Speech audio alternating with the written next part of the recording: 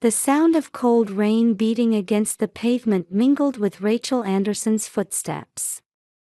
Usually, it took 15 minutes to walk to the Newton Wellesley Hospital clinic. Today, she had given her umbrella to a man without one and was hurrying along in the rain. "You're soaking wet." Christine, who had been at the clinic's reception for 6 years, laughed as she handed Rachel a towel. Rachel's day always began with their morning greetings at the reception desk. "Yes, but someone needed the umbrella more than I did." "You never change, do you?" As Rachel dried her wet hair, she recalled the morning's events. After dropping off her 5-year-old daughter Lily at daycare, her husband Tom had sent a message saying, "I'll be late again today." The overtime had been increasing lately. He said he'd been assigned a new project as a middle manager at his IT company. "But it's all for the family." Telling herself this, Rachel began organizing patient records. Outside the window, the rain had stopped, and sunlight was beginning to shine through. At 3 p.m., it was time to pick up Lily from daycare. When Rachel arrived at the First Baptist Church of Newton's daycare center, Lily was happily folding origami with Jessica, the new teacher. "Mommy, look at this beautiful butterfly." "Oh, how lovely." Jessica gave Rachel a gentle nod with a peaceful smile. She appeared to be in her late 20s, a young teacher with a modest demeanor. Since joining 2 years ago, she had become popular with the children. "Mrs. Anderson, Lily is very good at origami." "Thank you." "She often plays with origami at home too." As they conversed, Rachel sensed something shadowy in Jessica's expression. Or was it just her imagination? On Sunday, dinner was held at Patricia's house as usual. It was a stately 2-story white house in Newton's quiet residential area, with a pool hidden from street view and a well-maintained garden blooming with flowers in the backyard. "Rachel, dear, in that outfit." As soon as they entered, Patricia's eyes fixed on Rachel's casual dress. "Isn't this just a regular dinner?" "Well, yes, but members of the First Baptist Church women's group are coming too." Tom silently stared at his smartphone. Lately, he'd been having fewer conversations with his family. "Lily, what is that hair clip?" Patricia's stern gaze now turned to her granddaughter, pointing at the butterfly-shaped clip Rachel had put in her hair that morning. "Isn't it cute? It matches Jessica Teacher's." The moment those words were spoken, Patricia's expression hardened. Tom looked up from his smartphone, his face changing for just a moment before quickly forcing a smile. "Well, let's eat." Patricia quickly changed the subject. The table was set with her usual elaborate dinner: roast beef, gratin, and seasonal salad. But tonight, there was an unusually heavy atmosphere around the dining table. "Tom, how's work going lately?" "Well, busy with the new project." Patricia nodded with satisfaction. Actually, Tom's job had come through Patricia's connections. "Lily, I've prepared a special dress for you to wear to next week's church summer festival." "Yay!" Rachel felt uneasy about Patricia's words. Her mother-in-law usually didn't announce gifts for Lily in advance. It felt almost like she was setting something up. As they were leaving after dinner, Patricia stopped Rachel. "Rachel, are you truly happy?" "What?" "With this family, with this life?" There was something ominous in that question. Rachel struggled to answer. "True, The family dynamics had been changing lately, but... Of course I am. That was all Rachel could say. However, from that day forward, invisible cracks began to appear in her peaceful daily life. No one could have predicted what would happen at next week's summer festival. On a summer evening, the bells of First Baptist Church rang out across Newton. Rachel looked up at the orange-tinted sky from the clinic window. "Mrs. Anderson, here are the records for the last patient." While reviewing the documents handed to her by a colleague, Rachel checked a message from Tom. Another overtime notice. Working late again. The message was terse. Tom's messages had become increasingly brief lately. When Rachel went to pick up Lily from daycare, Jessica was waiting for her, seeming somewhat unsettled. "Mrs. Anderson, I need to talk to you about something." Just then. "Jessica." Tom's voice rang out. Why was her husband here when he was supposed to be working overtime? "Oh, Tom. You're early." Rachel's question clearly flustered Tom. Yes, the project meeting ended early. I thought I'd pick up Lily." Jessica silently watched their exchange, her eyes suggesting she had something to say. "I'll tell you another time," she said hurriedly before disappearing into the daycare building. That evening, in the living room after Lily had gone to bed, Rachel found herself thinking about Tom's recent behavior. The increase in overtime. Never letting go of his phone. Less time with family. And today's incident at daycare. "I'm overthinking this," she whispered to herself. However, the events at Patricia's house the following Sunday would transform these anxieties into certainty. "Lily, what are you wearing?" Patricia's tone was harsher than usual. Lily was wearing a dress she said Jessica had given her. "Isn't it pretty?" "Jessica teacher." "Enough about Jessica teacher." Patricia's voice trembled. Tom stood up and walked out to the garden. "Mother, what's wrong?" When Rachel asked, Patricia heaved a deep sigh. Young women these days are so presumptuous. Barging into other people's families. Rachel felt unsettled by those words. Why would Patricia become so upset at the mention of Jessica's name? On the drive home, Lily said in a small voice. "Mommy, Grandma scared me." "Why?" "Because she got really angry when I talked about Jessica teacher." Rachel caught a glimpse of Tom's expression in the rearview mirror. Her husband gripped the steering wheel tightly, as if pretending not to hear. The next day, Rachel attended a parents' meeting at the daycare. There, she overheard rumors about Jessica's 2-year-old son. "Nobody knows who the father is. But I heard she lived in Newton even before she came to this daycare. Maybe she got close to someone in the church's young adult group." The mother's gossip pierced Rachel's heart. Jessica's 2-year-old son. 2 years. Tom's behavior had started changing about 2 years ago. And Patricia's extreme reaction. "I'm overthinking," she repeated to herself. But the dots were connecting one by one. That night, Tom's phone rang. Rachel clearly saw Jessica displayed on the screen. Tom hastily stood up and left the room. Meanwhile, Rachel received a message from Patricia.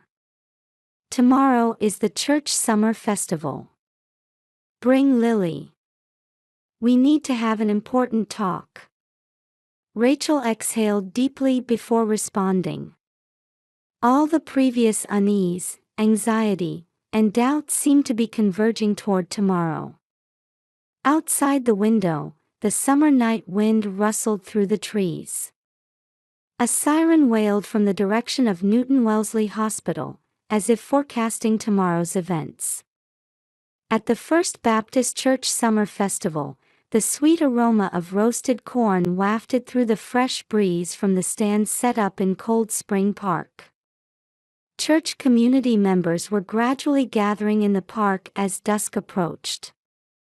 "Mommy, I want that cotton candy." Rachel smiled at Lily's innocent voice. Tom wasn't attending, citing work reasons. These past few days, conversations with her husband had become even more sparse. "Rachel." She turned to find Patricia calling out to her. More meticulously made up than usual, she exuded the dignity of the First Baptist Church Women's Group chairwoman. "Lily, I brought the dress I promised you." In her hands was a new dress, an elegant piece with pale blue lace. "But she's already dressed. Change her into this, now." Patricia's voice grew stern. As Rachel started to refuse, she noticed a familiar figure at the park entrance. It was Jessica. And she was holding the hand of a boy who looked about 2 years old. "Oh, Jessica teacher." As Lily tried to wave. "No." Patricia grabbed Lily's hand forcefully. "Stop it. You're hurting Lily." Rachel tried to intervene, but Patricia was clearly not herself. Her face was pale, her hands trembling uncontrollably. "This child." Patricia's eyes were fixed. "This child doesn't deserve to be here." A sudden scream. Patricia dragged Lily toward the fountain. "Stop." Ignoring Rachel's protests, Patricia tried to push Lily's head toward the fountain. Screams erupted from the crowd. "Help! Somebody!" Rachel desperately pulled Lily toward her. Finally managing to break Patricia's grip, she embraced her daughter. "Lily! Are you all right?" Lily was soaking wet and her tiny body was shaking. "Mommy. I was scared." Through trembling lips, shocking words tumbled out. Grandma said, "I'm not supposed to talk about Daddy and Jessica teacher's baby." Rachel felt the blood drain from her face. The surrounding commotion seemed to fade away. "What did you say?" Patricia had collapsed onto the ground, covering her face with her hands, her shoulders shaking. Jessica rushed over, clutching her son. Her expression was desperate. "Mrs. Anderson. Please let me explain." Rachel looked at Jessica's son's face. The familiar features. Eyes that resembled Tom's. Festival music played through the park speakers. The bustle of food stands. Children's laughter. But around the fountain, an eerie silence prevailed. "Rachel."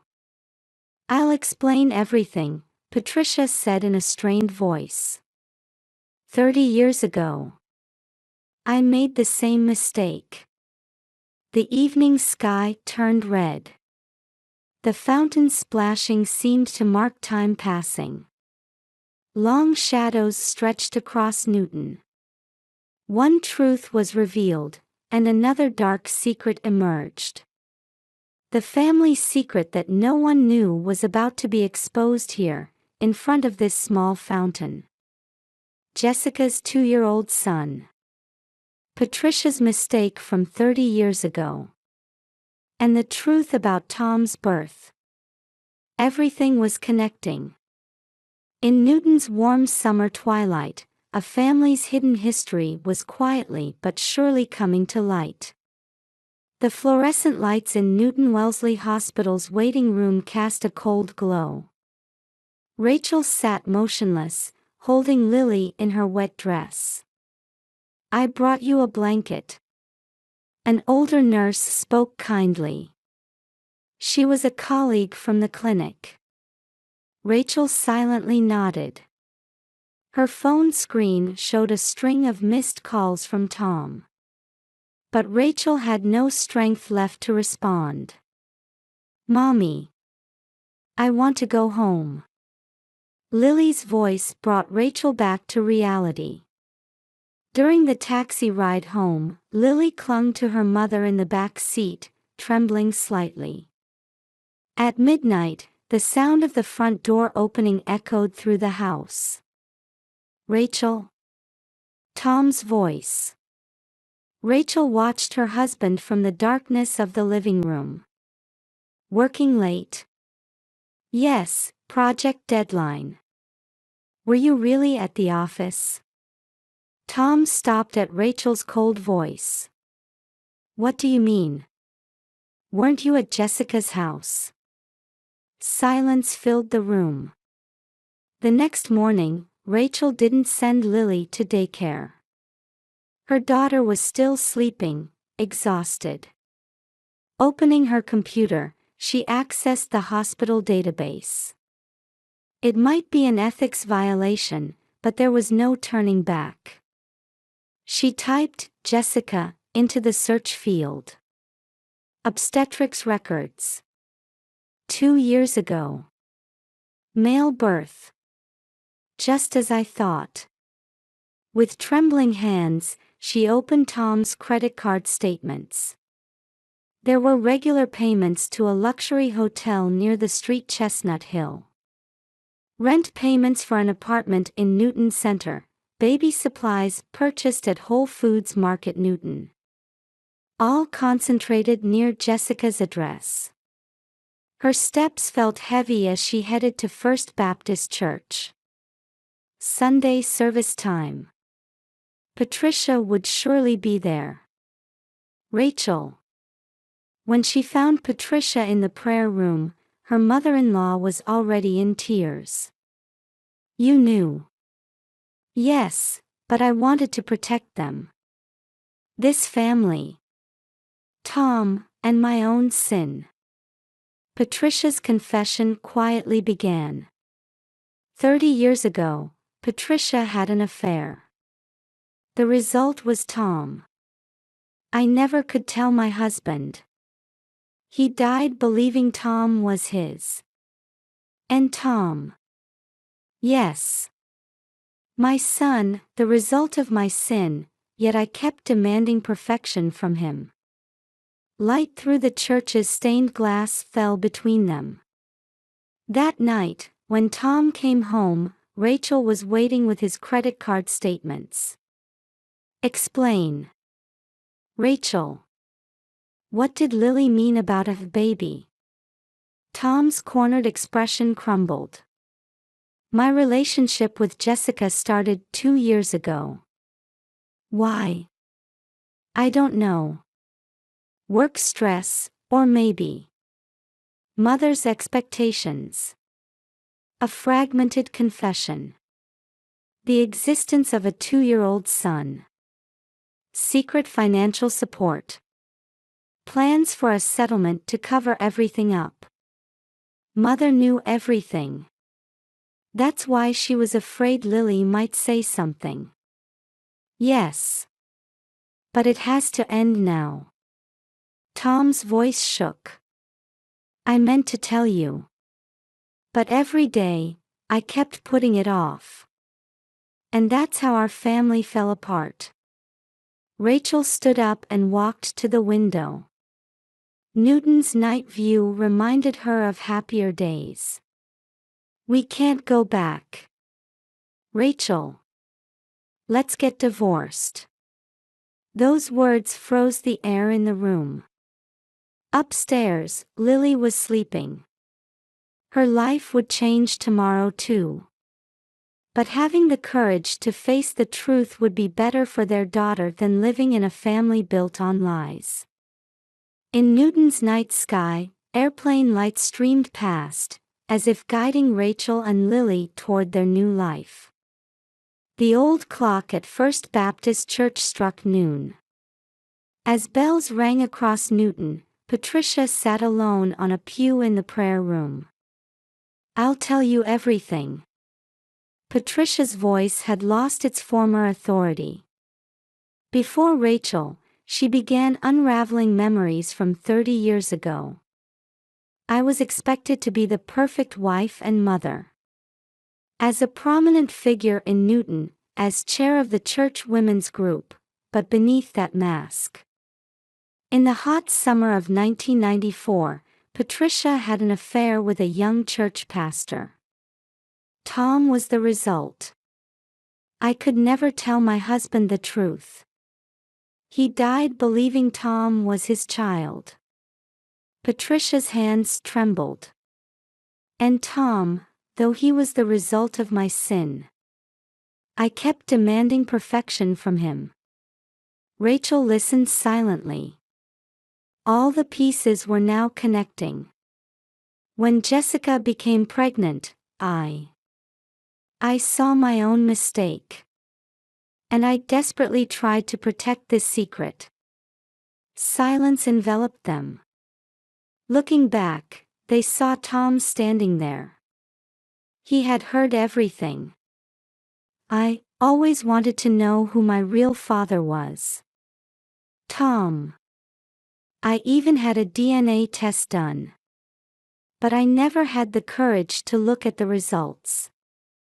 Tom held out an envelope. The unopened DNA test results were inside. "Open it." At Rachel's words, Tom opened the envelope with trembling hands. The results confirmed Patricia's confession. "How could I judge Jessica when I'm like this? Mother." Tears flowed from Tom's eyes. The suppressed emotions of a 49-year-old man who had never known the truth about his birth came pouring out. "I almost made Jessica's child go through the same thing."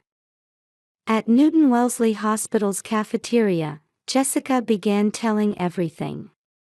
Meeting Tom in the church's young adult group 2 years ago.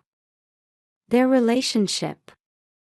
The unexpected pregnancy. And Patricia's pressure and hush money. "I don't want to lie anymore." There was determination in Jessica's eyes. "I'm leaving Newton. I'll raise my son in Chicago, where my parents live." Tom quietly nodded at those words. "I'll pay child support. And someday, I'll tell my son the whole truth." Rachel was packing the last of their belongings at their Newton Center home. "Mommy, what's our new home like?" Lily asked anxiously. "It's where Mommy used to live when she was little. There's a park, and lots of friends waiting." "Isn't Daddy coming?" Rachel stopped packing and hugged Lily. "Daddy's staying here. But he'll come visit us. And someday, you might meet your little brother too." Lily nodded silently. With understanding beyond her 5 years, she was trying to accept the situation.